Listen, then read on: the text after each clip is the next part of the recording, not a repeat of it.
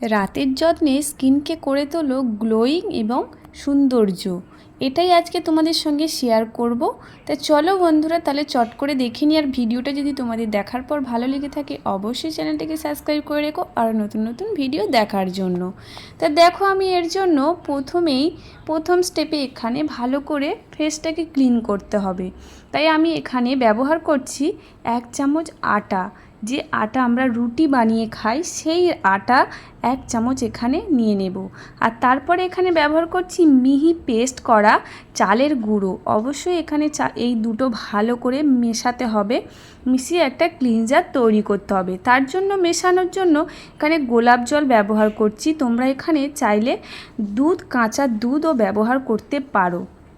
দেখো, এই আটা কিন্তু আমাদের স্কিনের অয়েলটাকে কন্ট্রোল করে নেবে, কারণ এখন যেহেতু প্রচণ্ড পরিমাণে গরম পড়েছে, তাই অবশ্যই এই জিনিসটা যদি তোমরা ব্যবহার করতে পারো ক্লিনজার হিসাবে, তোমাদের স্কিনে যাদের প্রচুর পরিমাণে অয়েল বেরিয়ে আসে সেই অয়েলটাকে কন্ট্রোল করে নেবে। তা দেখো, এটা আমার তৈরি হয়ে গেছে। এটা আমি স্কিনে লাগাবো। স্কিনে যখন এটা লাগাবো রাব করে করে লাগাবো।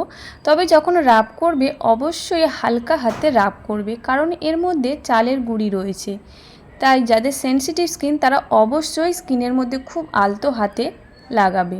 দেখো, এইভাবে আমি যেভাবে ফ্রেশ ওয়াশ করো সেইভাবে ফেসটাকে ক্লিন করে নেবে। এইভাবে যদি রাতে তোমরা স্কিনটাকে যত্ন করতে পারো, তোমাদের স্কিনে অয়েল ভাব থাকবে না, স্কিনে র্যাশ পিম্পল আসবে না, স্কিনের মধ্যে কালো কালো দাগ আসবে না, দাগ ছোপ পড়বে না, বা স্কিনটা যাদের ঝুলে গেছে সেই ঝোলা ভাবটা বা বয়সের ছাপ এগুলো থাকবে না। তারপর তোমাদের স্কিনটা একদমই যাদের গ্লো নেই সেগুলোও ফিরিয়ে দেবে।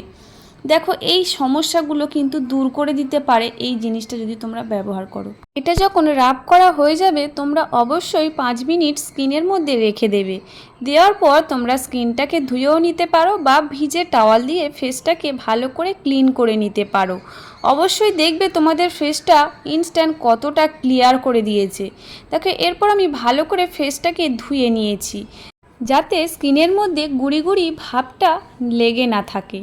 তা দেখো, এবার আমরা পরের প্রসেসটা দেখে নিই। দেখো, পরের প্রসেসে এখানে নিয়ে নিচ্ছি 1 চামচ জল ঝরানো টক দই অবশ্যই।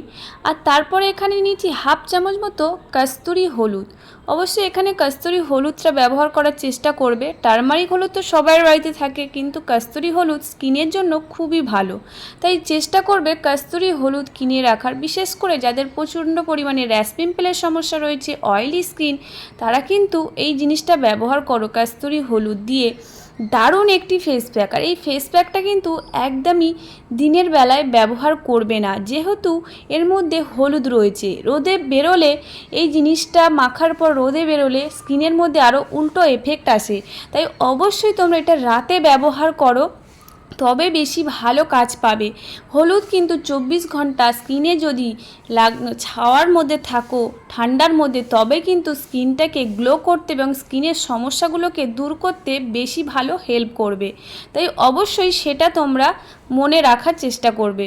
দেখো, এই ক্লিন করা ফেসে এবার এই ফেস প্যাকটাকে ভালো করে লাগাতে হবে। আর এই টক দই কিন্তু প্রচুর পরিমাণে ভিটামিন রয়েছে, ল্যাকটিক অ্যাসিড রয়েছে, যার কারণে আমাদের স্কিনটাকে উজ্জ্বল করে তুলতে এবং র্যাশ পিম্পল দূর করতে সাহায্য করে।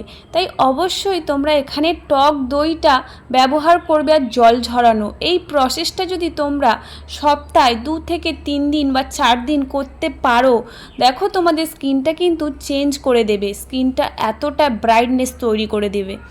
দেখো, এবার এটাকে লাগিয়ে 10 থেকে 15 মিনিটের জন্য রেখে দেবে। দেওয়ার পর ফেসটাকে একটি ভিজে টাওয়াল দিয়ে ভালো করে ক্লিন করে নিতে হবে।